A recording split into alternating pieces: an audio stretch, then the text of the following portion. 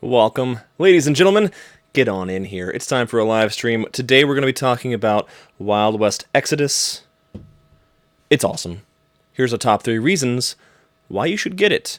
So, we love supporting awesome war games and awesome wargaming companies at the store. Giga-Bites is really well known for war games. So when you're talking war games, there's 3 main things to consider, and you could actually use this rubric for any game that you're interested in getting. So if you have, literally any game, you can ask these 3 questions, and then the reasons for that, which are positive, or in your case, if it's negative, hey, that's you. That's why you get a game. So reason number 1 that most wargamers, when they first look at a game, they're going to ask, should I get this game? How are the models? Are they cool? Are they easy to assemble? What are they made out of? So to answer all those, yes, it's cool. So check this out. This sucker, which, you can't really see too well here because the screen's very small. And unfortunately, Facebook only supports 720p. But if you're watching this on YouTube or Twitch, it should be in 1080p, which is great. This little guy is a mechanized canine with a Gatling gun on him. It's pretty cool. So I had this one painted up as a lawman canine. It's nice. I like it a lot. This one I painted up in a red and a darker color scheme, and this dude is a rocket launcher canine. Same thing. They're both like big canines. I guess some sort of like bulldog. I guess they have turrets on them. It's pretty cool. Then you have little canines, which are so cute and adorable with mechanical mouths that will chomp you up. But then you also have things like these dudes, and this is all coming from the Red Oak starter set. So then these guys are like bikers, and they roam around moving quite a bit, quite a large move distance on these guys with Gatling guns on the front or lasers, stuff like that. And then you have your characters, and these characters are really cool. So you have folks like Wyatt Earp and Jesse James and all of them in the Red Oak starter set, and they have their regular guns, which at first seem like regular rifles, and then they have basically everything's pumped up a little bit. It's a little more teched up for the era, which is really cool. So they have things like the little monocular scope, which is on his head, which is really cool. So yes, the models are awesome. As far as I know, like the starter sets and such, they come in plastic. So my aliens came in plastic, and then this Red Oak starter set came in all plastic. Some of the models are resin. I'm not sure if any of the models are in metal, but for sure, most of them are in plastic that I know of. The sprues are actually pretty good. I did not keep the sprues. When I did some cleaning out, I chucked them. I should have kept those. But the mold lines aren't too bad. It's hips, so I actually used super glue for mine. I assembled these like 2 months ago, so I can't recall exactly if I used plastic glue. You can try it, but go ahead and use super glue. Make your little cuts in there and do that. But it was good. Really easy to build. Everything is monopose in the Red Oak starter. I'm not sure about other kits, but in terms of this one, it's monopose. So there is customization options, but it's not like 40K stuff where you can like move the arms up and down. You could probably move the arms a little bit if it's like this guy with the 2 arms, but otherwise mostly monopose. Number 2 question that you want to ask: how is the universe and how is the lore? Is it really well developed, or is it meh? Is it okay? I can tell you, based on the rule book, that this sucker is incredible. So then you have 52 pages of rules, so up to page 52 of rules, and then you have 120 pages of lore, and it covers every faction. It covers the dystopian age, which is what this is all about, and then different like events and certain, like, it has this whole back section here with like 280 days. It's very cool. So I recommend you can actually get the rulebook online if you'd like to, although a lot of us like to have it, in person. But just reading through the lore is one thing that is very interesting. So for instance, I have the aliens, which is the one I was interested in the most. They're the Watchers. So basically they're the ones that keep planets from overteching, if they do. And then if they overtech too much and become a threat to the Watchers and then their galactic order, they basically destroy the planet and get rid of it and start it back to zero, which is really cool. So then you have other factions like the Hex, and then you have the Enlightened, and the Enlightened are the ones that are trying to push technology forward more and more.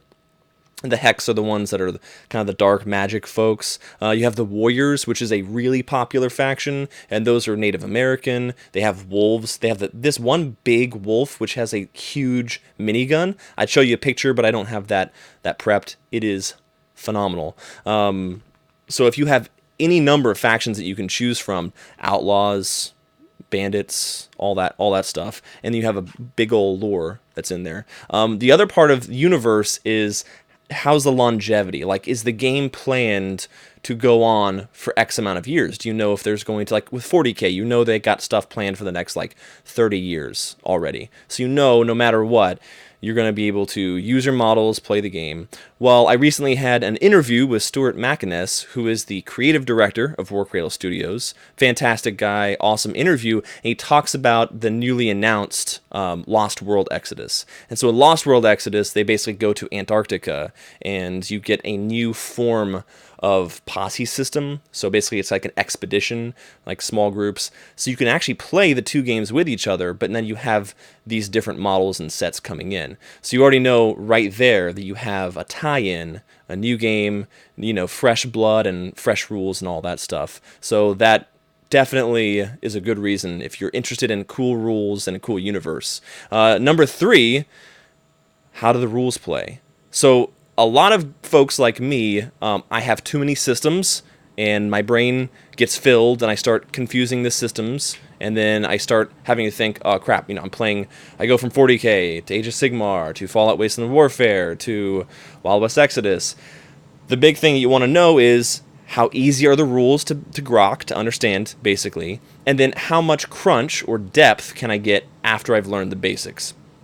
So this game easily introduces the rolls. You have the D10, you roll it, you're looking for a number. You have basically what looks like a little revolver is your stat line. Let me see if I can pull it up here.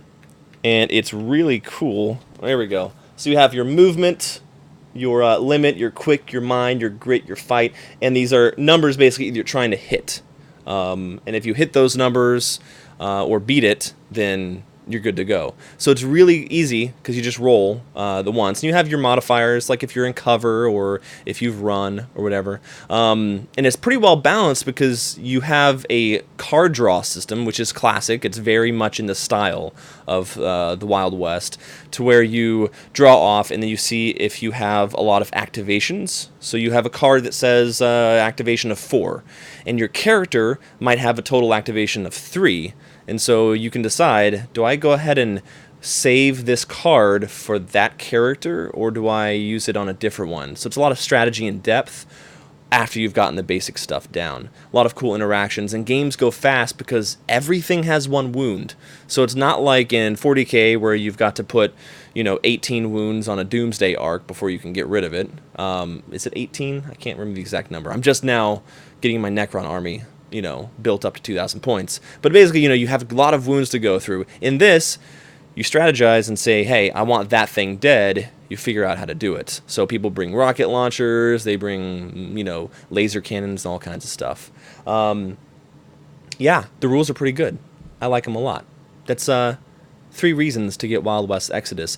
We have a burgeoning community here in Georgia at Giga-Bites Café. So what I did is I actually put in the description, I put the name of the group, which is Georgia Rangers, Wild West Exodus. So we have a whole huge selection of Wild West Exodus stuff at the store. So I encourage you to check it out.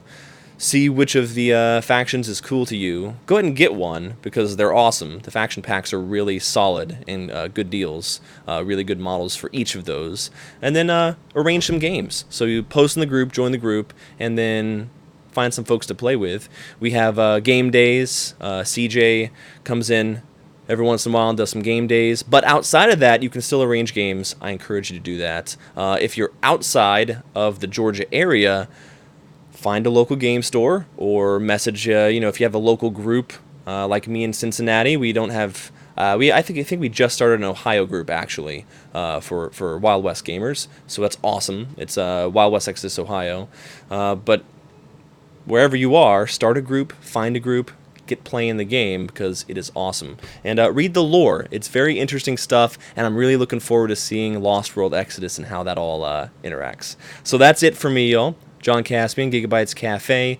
Top 3 reasons, which is, you know, I wrote it down just in case I blank on it.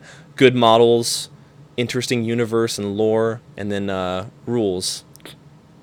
It's good stuff. Bye, everybody.